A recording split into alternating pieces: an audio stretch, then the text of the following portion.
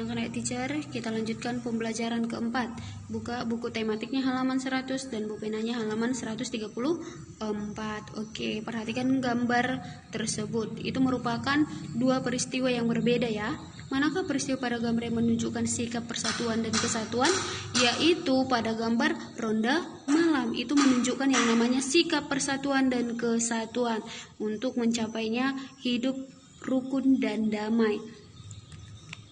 Oke, kita lanjutkan pembelajaran kita. Yang pertama, kita akan membahas tentang menjelaskan manfaat persatuan dan kesatuan untuk kesejahteraan kehidupan masyarakat. Oke, sebelumnya, untuk mencapai persatuan dan kesatuan, kita perlu memiliki yang namanya sikap peduli, rela berkorban, mendahulukan kepentingan bersama, tidak egois, tidak mementingkan dirinya sendiri, dan toleransi, saling menghargai, menghormati. Persatuan dan kesatuan perlu dipupuk dalam berbagai tingkat kehidupan, baik di rumah, di sekolah, masyarakat, maupun dalam kehidupan bermasyarakat dan bernegara. Kamu harus memiliki yang namanya tadi sikap peduli, rela berkorban, mendahulukan kepentingan bersama, dan toleransi tersebut ya. Oke, di sini ada contoh penerapan nilai-nilai persatuan dan kesatuan demi mencapai kesejahteraan rakyat, yaitu sebagai berikut. Yang pertama, mencintai dan menggunakan produk Indonesia, produk dalam negeri. Banggalah kamu nak menggunakan yang namanya produk dalam negeri. Ini tujuannya mengurangi pengangguran dan meningkatkan kesejahteraan rakyat. Oke, yang kedua, rajin belajar untuk membangun bangsa. Mulai sekarang kamu harus rajin belajar. Itu gunanya bukan hanya untuk kamu nak, tetapi untuk negara, untuk membangun bangsa. Itu tujuannya supaya bangsa kita semakin maju. Yang memajukan itu adalah anak-anak teacher. Jadi mulai sekarang kamu harus giat belajar. Oke, yang ketiga, mempererat kerjasama.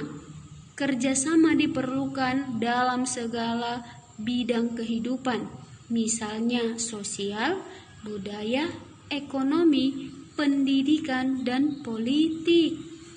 Oke, itulah merupakan contoh penerapan nilai-nilai persatuan dan kesatuan.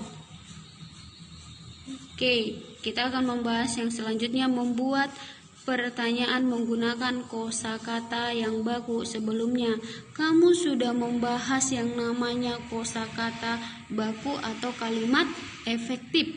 Oke, dua kata tersebut berbeda. Oke, yang pertama kita bahas yang namanya kalimat efektif. Masih ingatkah kamu apa yang dimaksud dengan kalimat efektif?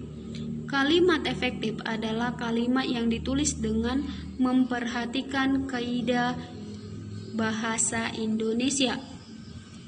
Dalam menulis kalimat efektif, kamu harus menggunakan yang namanya kata baku. Kata baku itu apa? Kata baku itu adalah sebuah kata yang digunakan sudah sesuai dengan pedoman atau kaidah bahasa yang sudah ditentukan. Tidak kamu tentukan sendiri, tetapi sudah ditentukan oleh kaidah bahasa tersebut. Nah, oke, selanjutnya ini ada contoh kalimat efektif dan contoh kata baku. Yang pertama, di sini ada kalimat tidak efektif.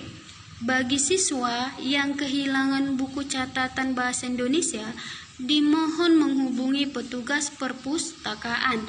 Kalimat efektifnya, siswa yang kehilangan buku catatan bahasa Indonesia dimohon menghubungi petugas perpustakaan. Di sini sudah jelas perbedaannya.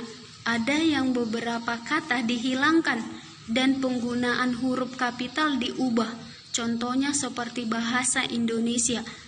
Oke, bahasa Indonesia yang pada kalimat tidak efektif B-nya itu menggunakan huruf kapital, sedangkan di kalimat efektif bahasa itu menggunakan huruf kecil. Oke, diperhatikan ya nak. Terus yang kedua di sini ada contoh kata baku. Kata tidak baku ada apotik, izin, lubang. Kata bakunya apa? Apotek, izin, lubang. Oke, kata tidak baku Februari karena November. Kata bakunya Februari karena November. Oke, diperhatikan ya nak. Oke, untuk tugas hari ini. Yang pertama, tematik 6B halaman 104 nomor 1 sampai 2 A dan B, khusus yang nomor 2, yang C tidak perlu dikerjakan. Yang kedua, tugas Bu Pena 6 halaman 135, ayo berlatih. Oke, sekian pembelajaran hari ini. Selamat mengerjakan. Tuhan Yesus memberkati. Shalom.